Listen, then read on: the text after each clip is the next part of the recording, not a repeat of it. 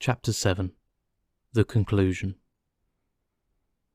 We had all been warned to appear before the magistrates upon the Thursday, but when the Thursday came there was no occasion for our testimony.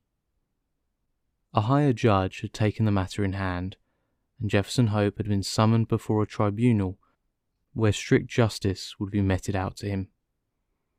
On the very night after his capture, the aneurysm burst, and he was found in the morning stretched upon the floor of the cell, with a placid smile upon his face, as though he had been able in his dying moments to look back upon a useful life, and on work well done.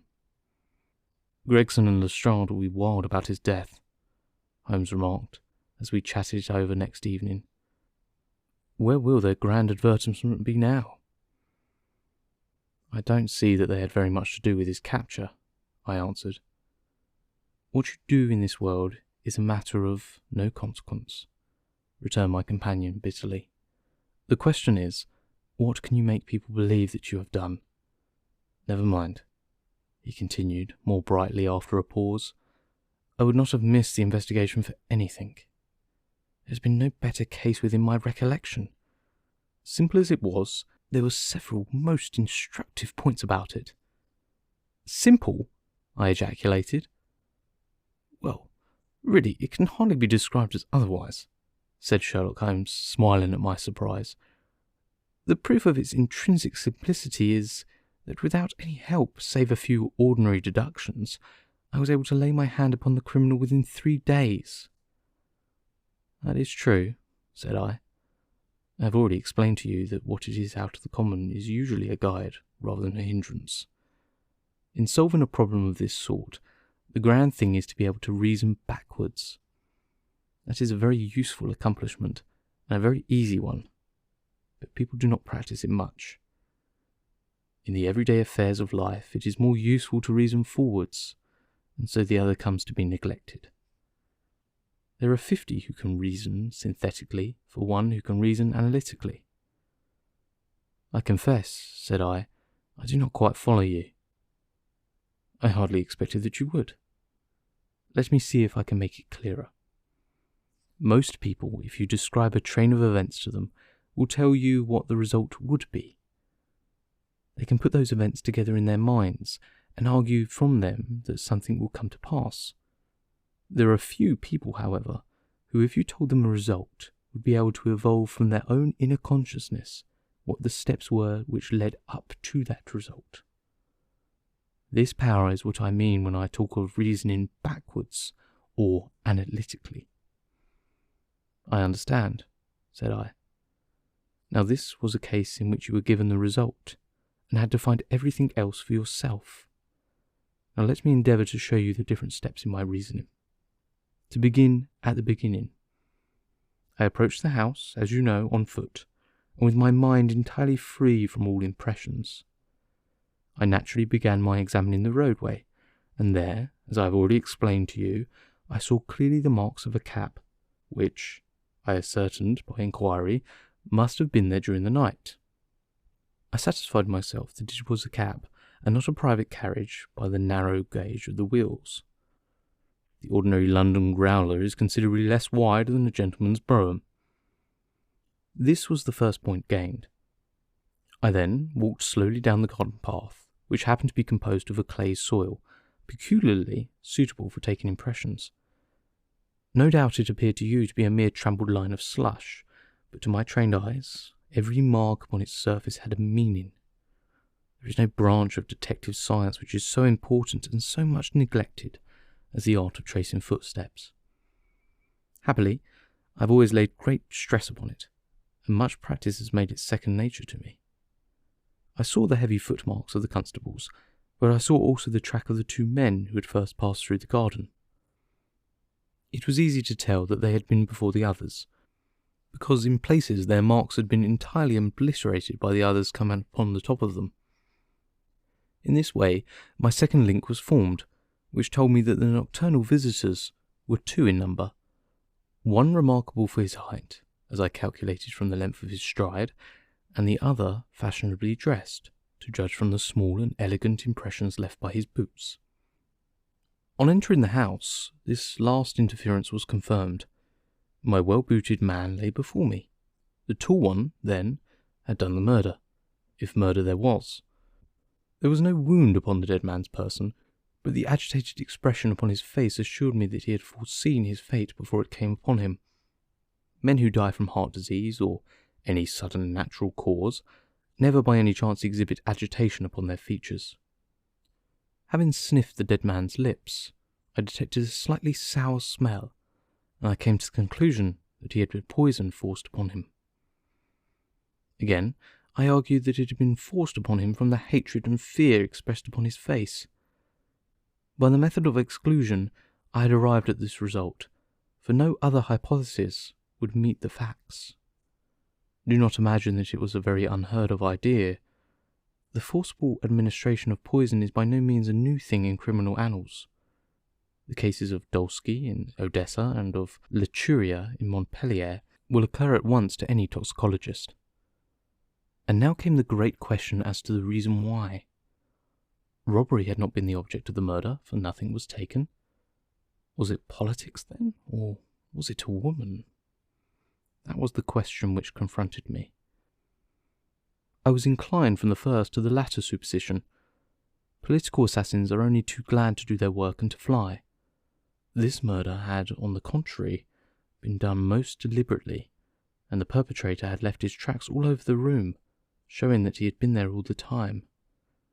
It must have been a private wrong, and not a political one, which called for such a methodical revenge. When the inscription was discovered upon the wall, I was more inclined than ever to my opinion. The thing was too evidently blind. When the ring was found, however, it settled the question. Clearly, the murderer had used it to remind his victim of some dead or absent woman.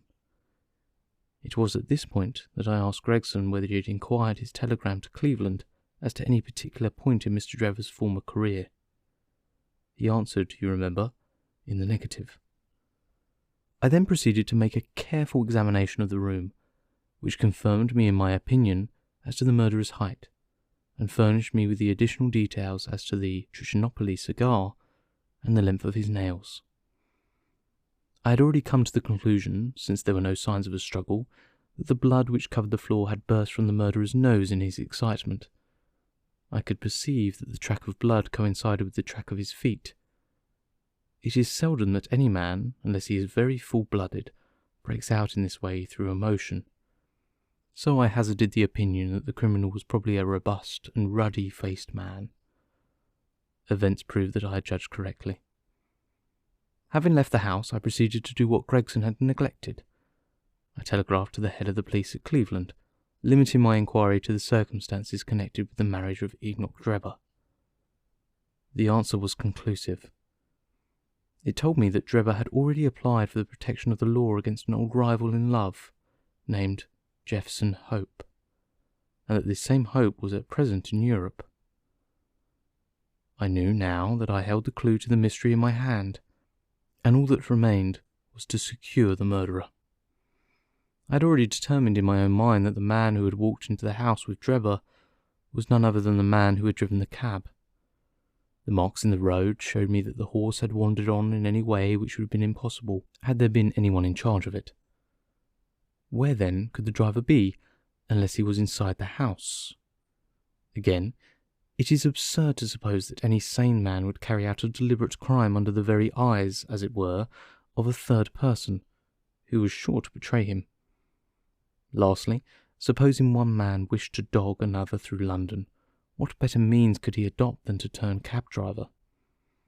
All these considerations led me to the irresistible conclusion that Jefferson Hope was to be found among the Jarvies of the metropolis.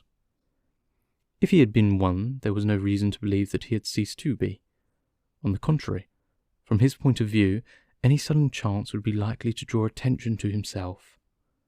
He would probably, for a time at least, continue to perform his duties. There was no reason to suppose that he was going under an assumed name. Why should he change his name in a country where no one knew his original one? I therefore organised my street Arab detective corps and sent them systematically to every cab proprietor in London until they ferreted out the man that I wanted. How well they succeeded, and how quickly I took advantage of it, are still fresh in your recollection. The murder of Stangerson was an incident which was entirely unexpected, but which could hardly in any case have been prevented. Through it, as you know, I came into possession of the pills, the existence of which I had already surmised. You see, the whole thing is a chain of logical sequences without a break or flaw. "It is wonderful," I cried. "Your merits should be publicly recognised. You should publish an account of the case. If you won't, I will for you." "You may do what you like, Doctor," he answered. "See here," he continued, handing a paper over to me. "Look at this." It was the Echo for the day, and the paragraph to which he pointed was devoted to the case in question. "The public," it said, "have lost a sensational treat through the sudden death of the man Hope, who was suspected of the murder of Mr. Enoch Drebber and of Mr. Joseph Stangerson. The details of the case will probably be never known now, though we are informed upon good authority that the crime was the result of an old standing and romantic feud, in which love and Mormonism bore a part. It seems that both the victims belonged, in their younger days, to the Latter-day Saints, and Hope, the deceased prisoner, hails also from Salt Lake City. If the case has had no other effect, it, at least, brings out in the most striking manner the efficiency of our detective police force, and will serve as a lesson to all foreigners that they will do wisely to settle their feuds at home, and not to carry them onto British soil. It is an open secret that the credit of this smart capture belongs entirely to the well-known Scotland Yard officials, Messrs. Lestrade and Gregson. The man was apprehended, it appears, in the rooms of a certain Mr. Sherlock Holmes, who has himself, as an amateur, shown some talent in the detective line, and who, with such instructors, may hope in time to attain to some degree of their skill. It is expected that a testimonial of some sort will be presented to the two officers as a fitting recognition of their services. "Didn't I tell you so when we started?" cried Sherlock Holmes with a laugh. "That's the result of all our study in Scarlet, to get them a testimonial." "Never mind," I answered. "I have all the facts in my journal, and the public shall know them. In the meantime, you must make yourself contented by the consciousness of success. Like the Roma miser populus miscibile, a mihi plata ipse domisimul agnumus contemplare in acca." Thank you so much for following along with a study in Scarlet. This is, and always will be, my first audiobook production. I hope to do many more in the future, and for this journey to continue. On that subject, our next novel. Some of you may have already seen on my social media, but for those who haven't, the next episode we will begin The Phantom of the Opera by Gaston Leroux. I look forward to reading that for you all. Thank you.